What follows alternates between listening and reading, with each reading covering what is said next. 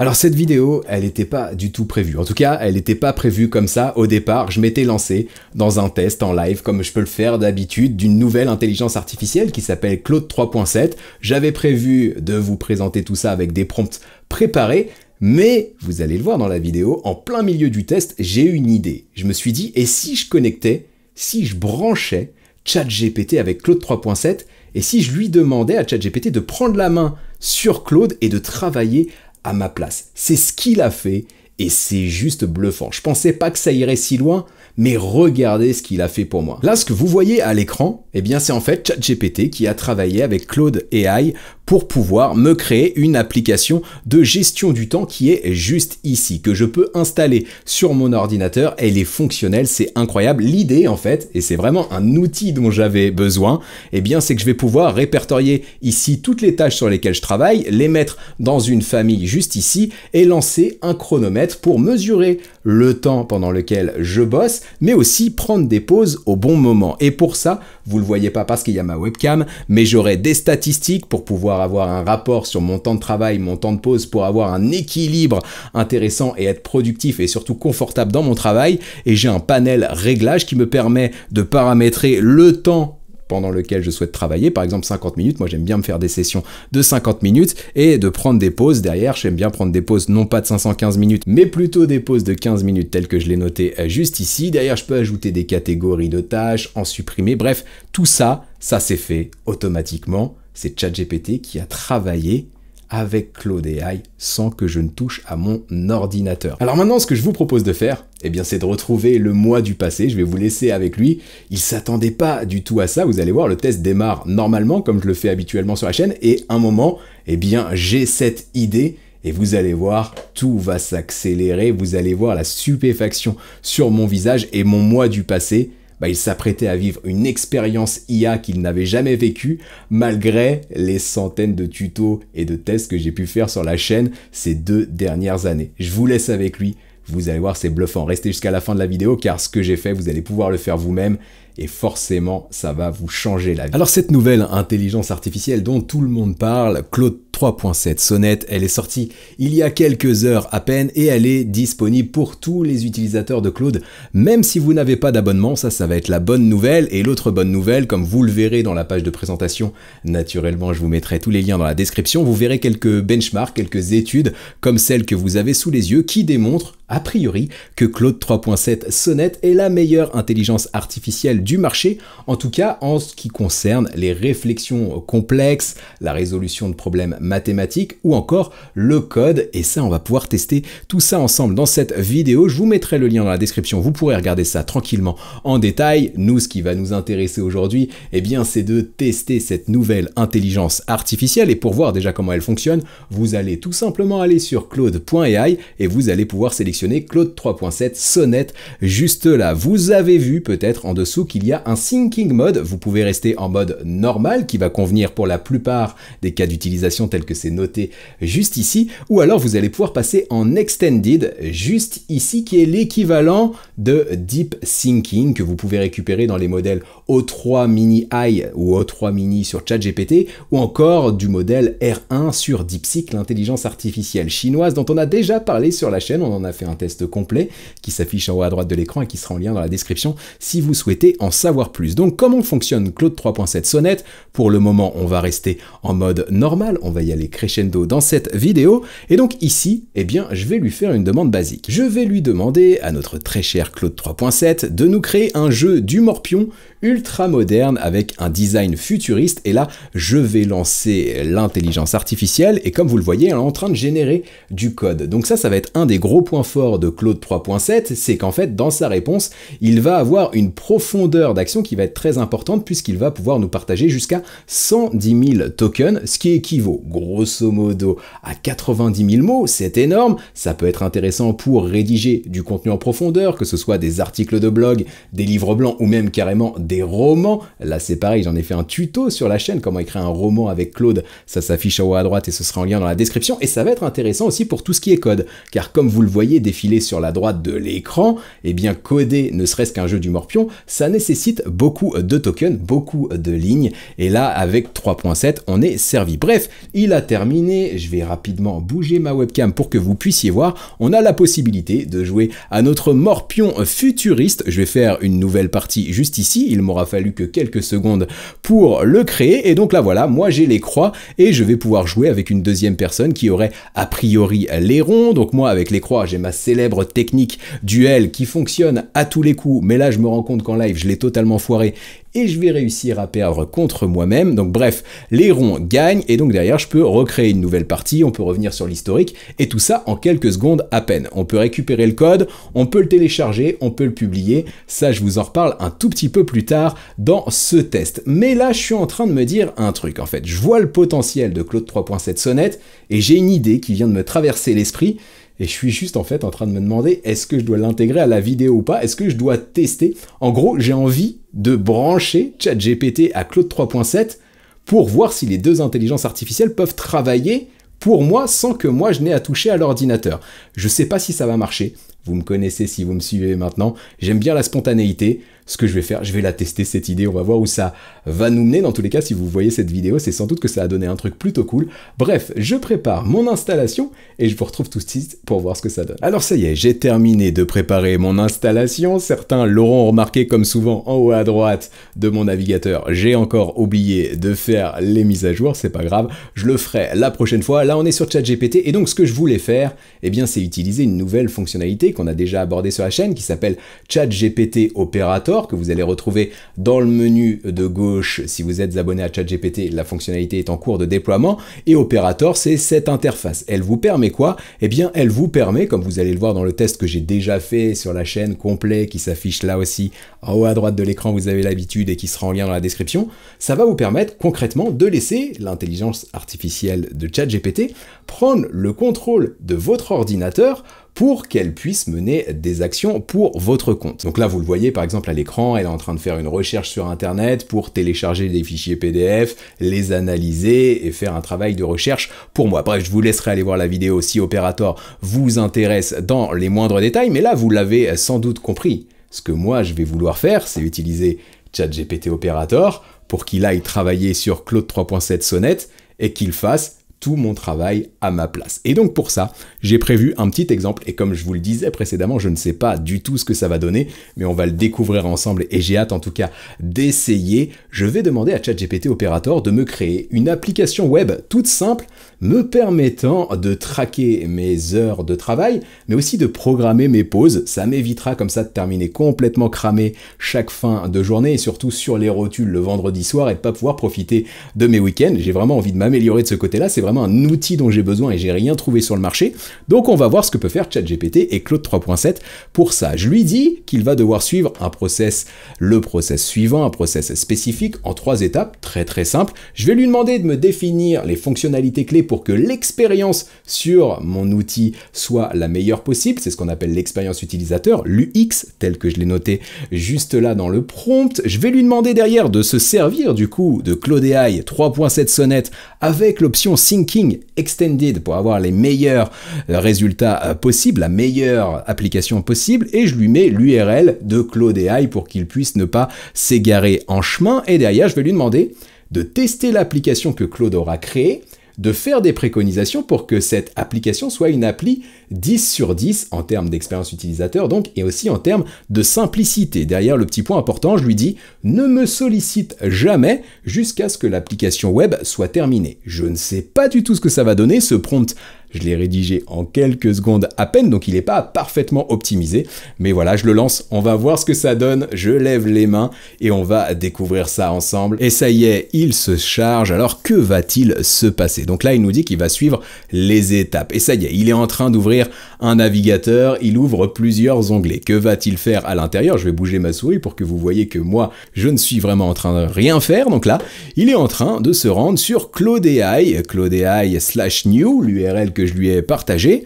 Et donc, logiquement, il va devoir déjà sélectionner la bonne intelligence artificielle, Claude 3.7 Sonnet, ce qui semble être le cas maintenant. Et donc, vous le voyez sur la gauche, il est en train de déterminer les fonctionnalités pour l'application de suivi. Donc, il est en train de réfléchir à mon appli, quelle fonctionnalité il va devoir intégrer. Et donc là, il fait un prompt en anglais, c'est ça qui est intéressant, à Claude, et il lui demande du coup une application web avec un timer, un chronomètre, du coup débuter et finir pour les heures de travail, comment planifier et enregistrer mes pauses et avoir des notifications pour que je puisse prendre tranquillement mes pauses, des rapports, des statistiques sur les temps de travail, les temps de pause, que je puisse analyser ça, et enfin une interface qui soit intuitive. Et donc là, c'est là où la magie opère. J'avais une idée de ce que ça donnerait, mais je pensais pas que ça irait aussi loin, aussi vite. Là, on a ChatGPT concrètement, qui a rédigé un prompt pour Claude AI.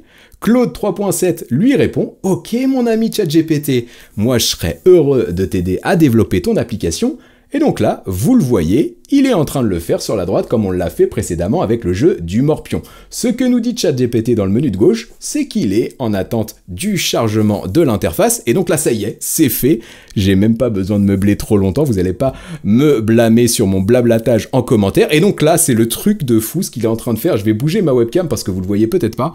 Mais en fait, il est en train de tester l'application. Donc là, il est en train de renseigner une tâche sur laquelle potentiellement je pourrais être en train de travailler. Ce qui est vrai, je suis en train de travailler sur la tâche développement de mon application web, même si concrètement moi je suis pas en train de faire grand chose. J'imagine qu'une fois qu'il aura ajouté la tâche dans l'application, bah voilà, c'est ce qu'il est en train de faire, il va cliquer sur Start Working pour lancer du coup le temps de travail. Derrière il va sans doute cliquer sur Take a Break pour qu'on puisse analyser tout ça.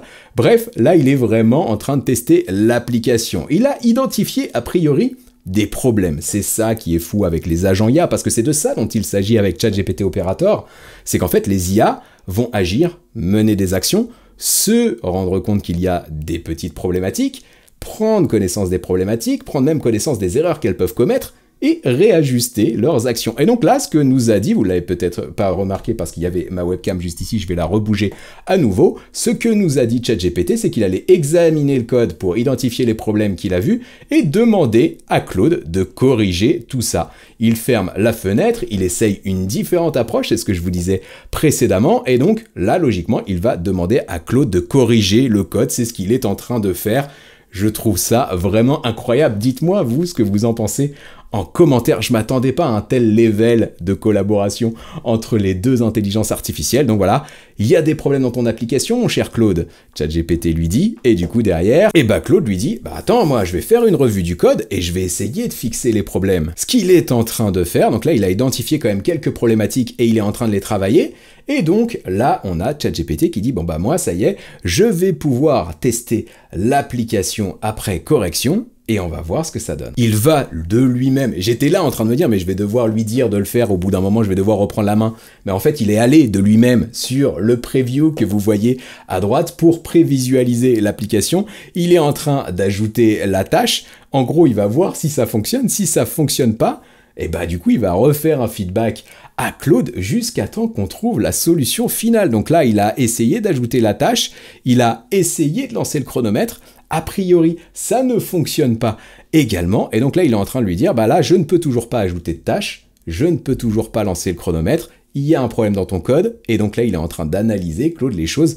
Et donc là, on a quoi? Concrètement, on a deux intelligences artificielles qui sont en train de collaborer ensemble jusqu'à me créer une application qui corresponde parfaitement à mes besoins. Et ça, on peut le faire avec une appli, mais on peut le faire avec de la création de contenu, comme je le disais, articles de blog, script de vidéo, script de podcast, répondre à des emails, pourquoi pas. Et en fin de vidéo, bah, je pense que je vais revenir sur ça, vous donner mon avis à chaud, et même vous partager finalement toutes les idées sur le potentiel que peut représenter ce genre de fonctionnalité. Bref, je les laisse un peu bosser ensemble, et dès qu'ils ont terminé l'application, eh ben on se retrouve pour le résultat final. Et donc voilà, la deuxième version ou troisième version, je sais même plus, de l'application a été créée par Claude. Est-ce que du coup cette fois il va pouvoir ajouter sa tâche ChatGPT et est-ce qu'il va pouvoir du coup lancer le chronomètre? Eh bien on va regarder ça. Et donc là ça y est, il y a un menu où il peut sélectionner le type de tâche. En fait c'est ça qu'il n'y avait pas précédemment et là il peut lancer le chronomètre. Donc voilà, il a sélectionné la famille de tâches qui est coding, il lance le paramètre, ça fonctionne, il arrête le paramètre heure, ça fonctionne, on a le rapport qui s'affiche juste ici.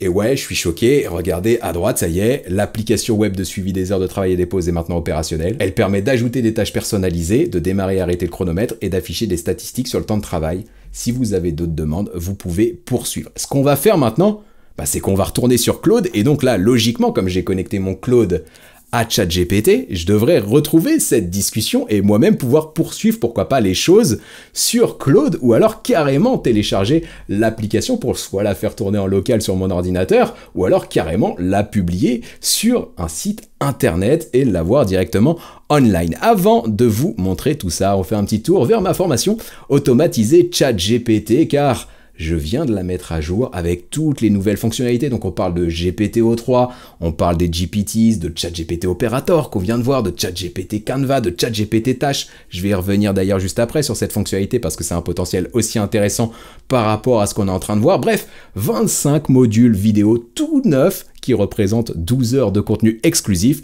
pour apprendre à bien utiliser ChatGPT, toutes les fonctionnalités de ChatGPT, mais surtout automatiser ChatGPT pour qu'il travaille pour vous pendant que vous fassiez tout autre chose. Donc évidemment, il y a du ChatGPT Operator, mais l'outil d'automatisation qu'on va utiliser, c'est un outil qui s'appelle Make, qui va pouvoir vraiment vous permettre d'automatiser toutes les tâches de votre quotidien. On prend l'exemple de la création de contenu dans la formation, mais vous le verrez, vous pourrez appliquer ces automatisations à n'importe quelle tâche de votre quotidien. Je vous mets le lien de la promotion dans la description, 99 € pendant quelques jours à peine, ça y est, on arrive à la fin de la promo express avec le code ChatGPT 2025. Vous avez juste à cliquer là-dessus, vous aurez le code par défaut, vous aurez la page, le programme, les bénéfices, les avis clients, etc., etc. Bref, je vous laisse aller voir ça. Vous n'avez plus que quelques jours pour en profiter. Comme je le disais précédemment, 99 € au lieu de 399 € pour la formation la plus à jour du marché, la plus complète du marché. Je pense que c'est l'investissement le plus rentable que vous ferez cette année. J'en ai fini pour l'instant promo et maintenant, eh bien, on va aller sur Claude juste ici. Je vais rafraîchir la page parce que j'avais préparé l'onglet, mais logiquement, il n'y avait pas la conversation. Je vais aller sur Claude et donc là, vous le voyez, je peux retrouver la discussion que ChatGPT a eu avec Claude. Et donc, du coup, ce qui va se passer logiquement, c'est qu'ici, je vais retrouver mon application. Je vais juste bouger ma webcam pour que vous puissiez voir ça tranquillement. Je peux sélectionner la tâche sur laquelle je travaille, par exemple, du code juste là. Ici, je vais noter la tâche sur laquelle je travaille, développer une app. Je vais l'ajouter, voilà qui est fait. Je vais cliquer sur Start Working et ça y est, je suis en train de travailler. Et donc, derrière, je peux mettre, par exemple, que je vais prendre une pause. On va voir ce qui se passe ici. Voilà, je suis actuellement en pause et derrière je vais pouvoir reprendre mon temps de travail et du coup à la fin, une fois que j'aurai terminé ma session de travail et ma journée, pourquoi pas, je vais avoir des statistiques en bas sur la durée totale et je vais même avoir un panel de réglages. Ici, je peux mettre le temps pendant lequel je vais travailler. Donc moi, par exemple, j'aime bien fonctionner sur des durées de 50 minutes. Et quand je fais des durées de 50 minutes, j'aime bien prendre des pauses de 15 minutes. Donc ça, je peux le programmer dans l'application. On ne l'avait même pas vu dans ChatGPT Operator. Ils ont fait ça sans moi. C'est ça qui est assez incroyable. Et je peux ajouter ou supprimer des catégories. Bref, cette application, elle est incroyable. Et maintenant, ce que je vais pouvoir faire, c'est soit la publier pour pouvoir la partager le code à un des collaborateurs qui s'occuperait de la mise en ligne, ou alors carrément télécharger les fichiers tels que je le fais juste ici, et donc j'ai le fichier et à partir de là je vais pouvoir la mettre en ligne sur un hébergeur ou alors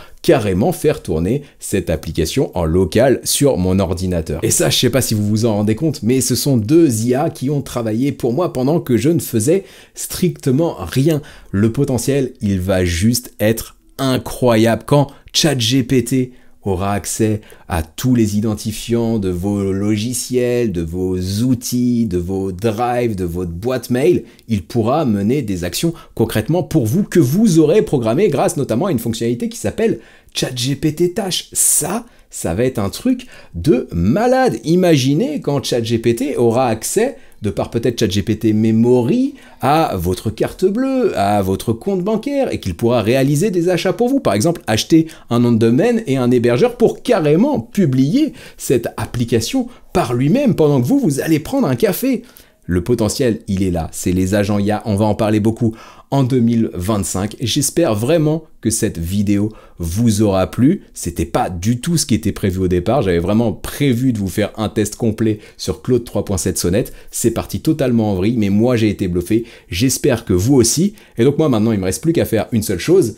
C'est à retourner l'introduction que j'avais prévue au départ, que vous avez déjà vu donc avec le moi du futur au tout début. J'imagine que vous avez vu la stupéfaction sur mon visage. Vous comprenez désormais pourquoi je tourne l'intro. Et puis je vous dis à très bientôt pour une nouvelle vidéo dans laquelle je vous partagerai des astuces, des démos, des actus, des tutos, des outils, bref, tout ce que je peux connaître. Et surtout découvrir jour après jour sur l'intelligence artificielle avec toujours le même but, celui de vous donner toutes les clés pour que vous puissiez profiter des opportunités que l'IA génère. Et je crois bien qu'avec cette vidéo, des opportunités, on en a vu des très très grosses. C'était Ludo, à très bientôt, ciao!